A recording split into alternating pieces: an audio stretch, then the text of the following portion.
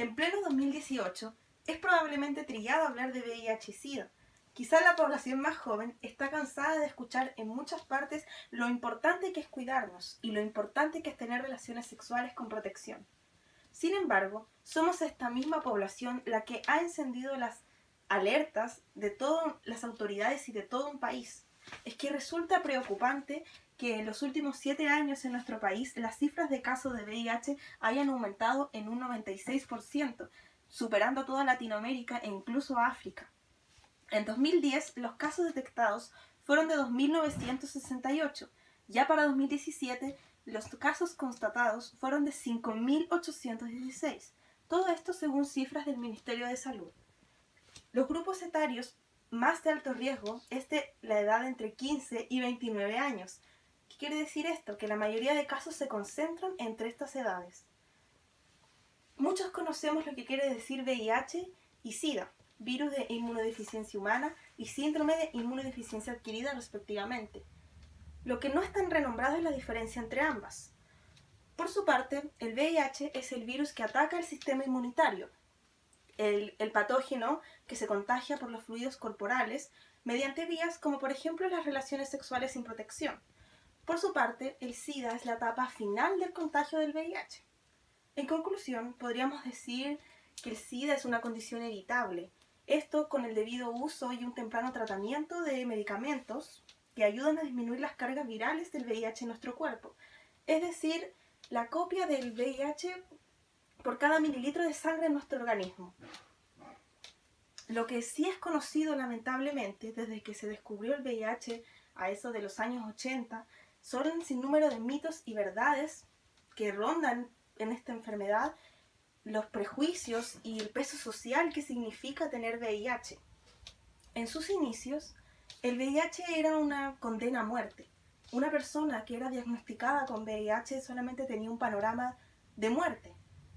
Sin embargo, hoy en día es más bien una condición crónica. Es posible vivir con VIH. Es posible que una pareja con VIH tenga un hijo VIH negativo. Es posible compartir una vida sexual con una persona con VIH.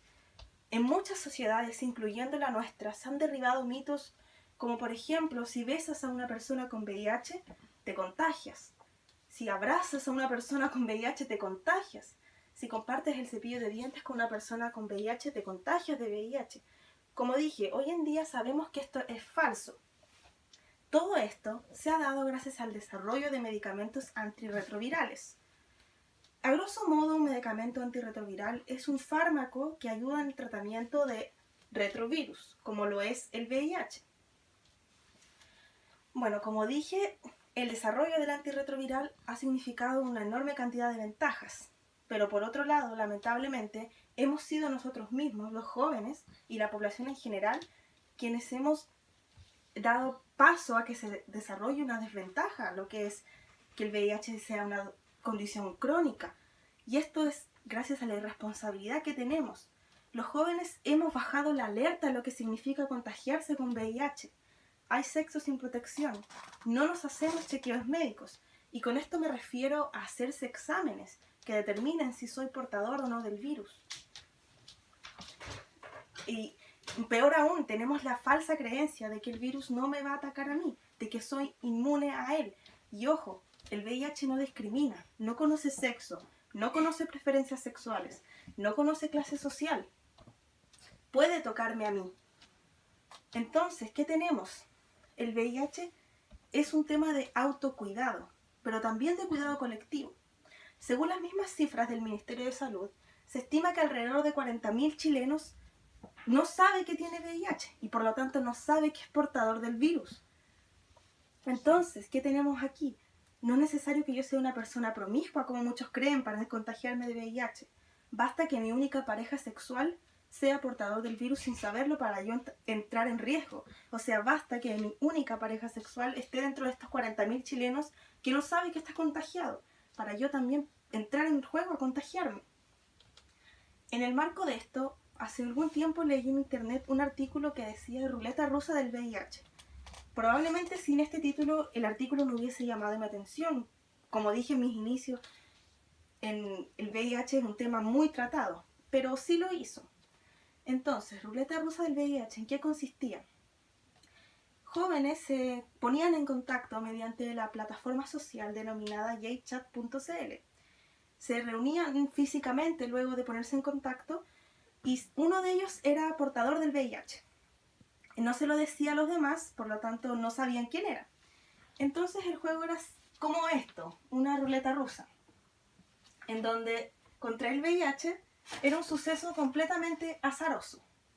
Resulta grosero poner en riesgo la salud de esta forma. Y lo más impactante es que esto no es ajeno a nosotros. Ocurrió en Chile, ocurrió en Arica, en el lugar de Chile donde se concentra la mayor población de VIH. Ocurrió entre jóvenes homosexuales desde a partir de 16 o 17 años. Entonces, si nos pusiéramos a pensar, ¿qué pasaría si estas conductas se replicaran a lo largo del país? ¿O si ya está pasando y simplemente lo ignoramos? Entonces el VIH está tocando fondo. Este problema de salud pública se está volviendo crónico en nuestro país. El VIH ha evolucionado de diferentes ángulos. En el lado científico, todo lo que se conoce de sus características y el desarrollo de tratamientos que tiene actualmente. Y también de lo importante que es el lado social, la mayor aceptación que tiene, la pérdida de miedo a hablar de él, la conciencia que se ha generado. Pero aún falta mucho. La erradicación es una utopía en todo este contexto. Pero el llamado sigue siendo el mismo. Seguir cuidándonos. Incluirme en el panorama de que puedo tener VIH. Prevenir con exámenes. Difundir el mensaje. El llamado es no tenerle miedo al VIH, pero sí respeto. Siempre respeto.